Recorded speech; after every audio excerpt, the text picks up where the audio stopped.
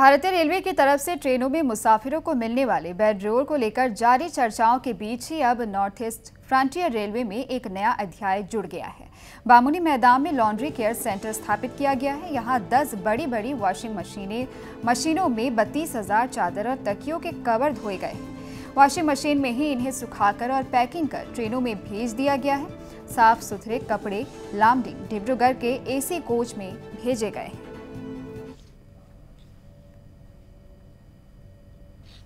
Washing per day प्रथमे कापोरखिनि कলৈ যায় ইয়াত টানেলত টানেলত পেলাই তাৰপিছত वाशिंग एबार ওলাই ডাইৰ হয় কিমান কৰ্মচাৰী আছে ইয়াত আপোনালোকৰ কৰ্মচাৰী 70 আছে 70 জন কৰ্মচাৰী দৈনিক কাম কৰে 2 শিফটত কৰে ইয়াত যে কাপোৰ আহি আছে এটো মেচিনত এয়া কি শুকাই আহিছে নে ইয়াতে না এটা ড্ৰাই কৰি আহিছে আইৰন কৰাৰ পিছত অটোমেটিকলি শুকাই আহে ক'ত সাপ্লাই হয় গুৱাহাটী কামাখ্যা ডিব্ৰুগড়লৈ যায় নেকি কেতিয়াবা মাল কম হ'লে যায় যদি অৰ্ডাৰ আহে যাব দিব লাগে।